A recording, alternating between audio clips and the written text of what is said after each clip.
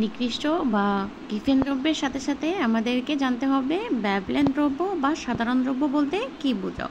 ব্যবলেন দ্রব্য বা সাধারণ দ্রব্য হলো সাধারণত ভোক্তার আয় বৃদ্ধি পেলে দ্রব্য সামগ্রীর চাহিদার পরিমাণটা বৃদ্ধি পায়। সাধারণত ভোক্তার আমাদের অর্থনীতিতে ভোক্তার আয় বৃদ্ধি পেলে দ্রব্য সামগ্রীর চাহিদার পরিমাণটা বৃদ্ধি পায়, আর আয় কমে গেলে দ্রব্য সামগ্রীর চাহিদার পরিমাণ হ্রাস পায়।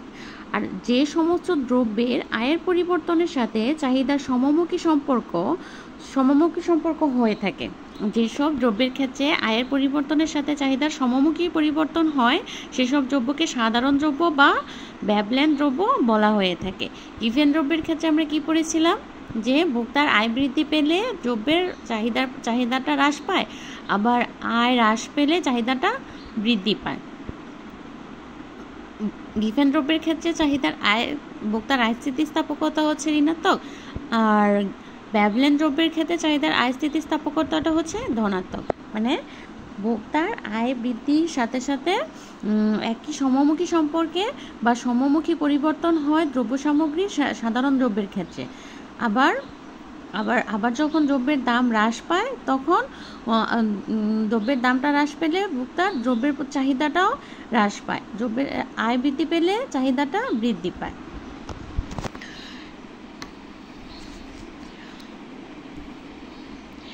যে সমস্ত দ্রব্যে আয়ের পরিবর্তনের ফলে চাহিদার সমমুখী পরিবর্তন হয় সেসব দ্রব্য সাধারণ দ্রব্য।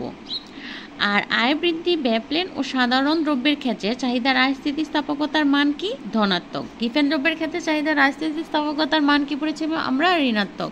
গিভেন দ্রব্যের ক্ষেত্রে আয় ও চাহিদার সম্পর্ক হচ্ছে ঋণাত্মক, আর এখানে ব্যবলেন বা সাধারণ দ্রব্যের ক্ষেত্রে চাহিদা আয় স্থিতিস্থাপকতার মানটা ধনাত্মক হয়ে থাকে। কেন ধনাত্মক হয়? কারণ ব্যবলেন দ্রব্যের ক্ষেত্রে আয়ের পরিবর্তনের সাথে চাহিদা সমমুখী পরিবর্তন হয়। আয়ের পরিবর্তনের সাথে কি হয়? চাহিদাটার সমমুখী পরিবর্তন হয়। যেসব দ্রব্য সাধারণত চাহিদার আয়ের পরিবর্তনের সাথে চাহিদার সমমুখী পরিবর্তন হয় সেসব দ্রব্যকে ব্যবলেন বা সাধারণ দ্রব্য বলা হয়ে থাকে। ব্যবলেন বা সাধারণ দ্রব্যের ক্ষেত্রে আয় স্থিতিস্থাপকতার মানটা ঋণাত্মক ধনাত্মক হয়ে থাকে। এটা আমরা একটা উদাহরণের মাধ্যমে প্রকাশ করতে পারি। যেমন কোনো ভোক্তার আয় 2000 টাকা, মনে করি কোনো ভোক্তার আয় 2000 টাকা, 2000 টাকা ছিল, এখন 2000 টাকা থেকে বেড়ে 4000 টাকা হলে চাহিদার পরিমাণ 100 একক থেকে বেড়ে 200 এককে হলো। কোনো ভোক্তার আয় ছিল পূর্বে 2000 টাকা, ভোক্তার আয় বৃদ্ধি পেয়ে 4000 টাকা হলো, এখন চাহিদার পরিমাণটাও বৃদ্ধি পেয়ে 100 একক থেকে 200 এককে চলে আসলো। আর আমাদের গিভেন দ্রব্যের ক্ষেত্রে কি হয়েছিল? ভোক্তার আয় 4000 টাকা থেকে 6000 টাকা বৃদ্ধি পেয়েছে ঠিকই, কিন্তু আমাদের চাহিদার পরিমাণটা 100 একক থেকে 50 এককে চলে আসছে। মানে আয় বৃদ্ধি পেয়েছে, চাহিদার পরিমাণটা হ্রাস পেয়েছে, আবার আয় হ্রাস পেয়েছে, চাহিদার পরিমাণটা বৃদ্ধি পেয়েছে। মানে আয় ও চাহিদার মধ্যে একটি ঋণাত্মক সম্পর্ক বিদ্যমান ছিল। কিন্তু সাধারণ বা ব্যবলেন দ্রব্যের ক্ষেত্রে কি হয়েছে? আয় যেভাবে বৃদ্ধি পেয়েছে ঠিক একইভাবে বা সমমুখী পরিবর্তন হয়েছে কি চাহিদার ক্ষেত্রে। চাহিদার একক ছিল আগে 100 একক, আয় বৃদ্ধি পেয়ে 200 এককে চলে আসছে।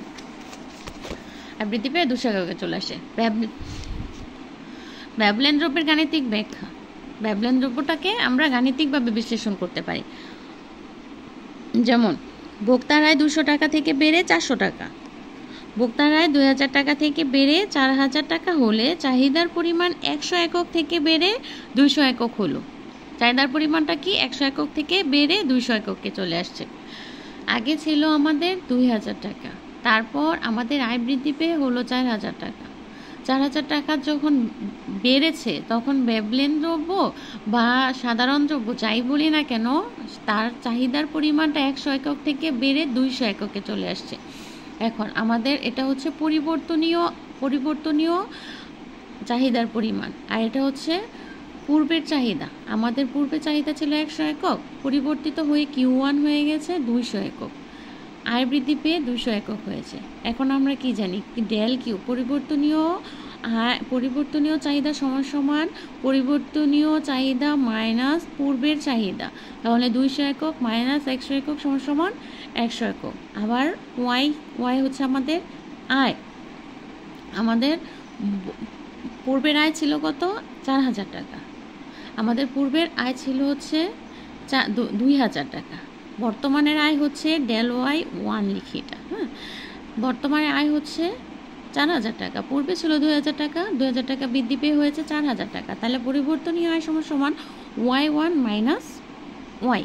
পূর্বের আয়, এটা হচ্ছে পূর্বের আয়, পরিবর্তনীয় আয়, আর এটা হচ্ছে পূর্বের আয়। তাহলে বর্তমান আয় থেকে পূর্বের আয় থেকে পূর্বের আয়টাকে বাদ দিলে কত হবে? 4,000 মাইনাস 2,000 সমান 2,000। এটা হচ্ছে আমাদের পরিবর্তনীয় আয়, এটা হচ্ছে আমাদের যে আয়টা ছিল সেটা। তাহলে আয় বৃদ্ধি পেয়েছে 4,000, আর আয় ছিল আগে 2,000। তাহলে কত হলো? আমাদের এখন আয় বৃদ্ধি পেয়েছে 2,000 টাকা। তাহলে চাহিদার আয় স্থিতিস্থাপকতার সূত্র অনুযায়ী এখন আমরা কি করি? চাহিদার আয় স্থিতিস্থাপকতার সূত্র অনুযায়ী কি পাই? ইউআই হচ্ছে আমাদের চাহিদার আয় স্থিতিস্থাপকতা। চাহিদার আয় স্থিতিস্থাপকতা সমান আমাদের পরিবর্তনীয় চাহিদার পরিমাণ, পরিবর্তনীয় আয় গুণ ওয়াই কিউ। এটা হচ্ছে আমাদের পূর্বে যেটা ছিল, আর এটা হচ্ছে পরবর্তীতে কি ছিল? আমাদের পূর্বে ছিল আগে হচ্ছে 2,000 টাকা, পরবর্তীতে আসছে